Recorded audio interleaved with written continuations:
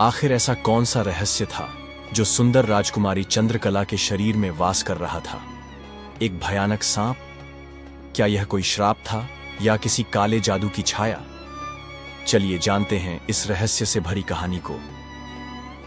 कांचीपुरम का राजा चंद्रसेन एक धार्मिक विचारों वाला व्यक्ति था।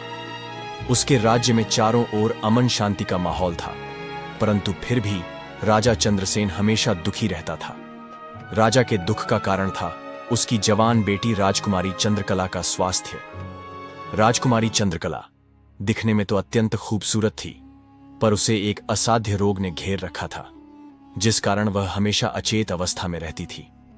राजा ने बहुत सारे हकीम और वैद्य उसे ठीक करने के लिए बुलाए, लेकिन उनमें से कोई भी राजकुमारी चंद्रकला को ठीक नहीं कर पाया। ठीक कर पाना तो दूर, वे उसकी बीमारी तक नहीं ढूंढ पा रहे थे। जब सभी प्रकार के वैद्य, हकीमों और पूजा पाठ, तंत्र मंत्र से भी राजकुमारी चंद्रकला को कोई फायदा नहीं हुआ, तो राजा चंद्रसेन ने अपने राज्य में यह घोषणा करवा दी कि जो व्यक्ति मेरी बेटी को ठीक करेगा, मैं उसके साथ ही उसका विवाह कर दूंगा और आधा राज्य भी दे दूंगा। लखन जब राजधानी में पहुंचा तो उसने देखा कि वहां हर तरफ राजकुमारी चंद्रकला की चर्चा हो रही थी। जब उसने एक व्यक्ति से पूछा तो उसने सारी कहानी सुनाई। सब सुनने के बाद लखन कुछ सोचता रहा, फिर सीधा राजमहल की ओर चल पड़ा। दरअसल एक जीवित सांप राजकुमारी चंद्रकला के शरीर में वास करता था। रात को वह उसके मुख से बाहर निकलता और सुबह से पहले फिर से अंदर चला जाता।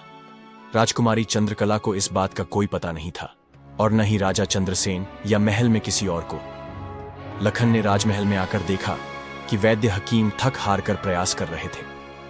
जब शाम को सब लौट गए तो वह मंत्री से मिला और कहा, अब एक अवसर मुझे दीजिए। मंत्री उसे राजा चंद्रसेन के पास ले गया। लखन ने कहा, मुझे एक रात अकेले राजकुमारी चंद्रकला के कक्ष में रहने दीजिए, मैं ध्यान लगाकर रोग की असल वजह जान सकूंगा। राजा चंद्रसेन ने अनुमति दे दी। रात के 12 बजे जैसे ही घड़ी ने घंटा बजाया, एक फुफकार के साथ सांप राजकुमारी चंद्रकला के मुख से बाहर निकला और जंगल की ओर चला गया। लखन शांत बैठा देखता रहा। सुबह सांप फिर उसके शरीर में समा गया। अब लखन को पूरा यकीन हो गया था। सुबह राजा चंद्रसेन आया और लखन से पूछा। लखन ने कहा, मुझे एक और रात दीजिए और एक तलवार तथा मिट्टी से भरी बाल्टी दिलवाइए। रात फिर आई। जैसे ही सांप निकला, लखन ने एक ही वार में उसे 2 टुकड़ों में काट दिया। फिर उसने सांप को बाल्टी में भरकर जंगल में ले जाकर जला दिया।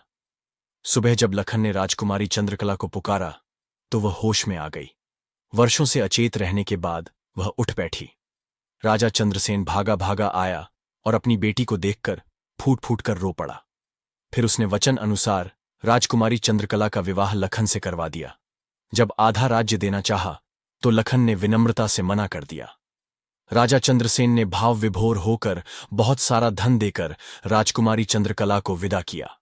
लखन राजकुमारी चंद्रकला को लेकर उज्जैन पहुंचा, जहां पूरे नगर ने उनका स्वागत किया और दोनों प्रेमपूर्वक जीवन बिताने लगे।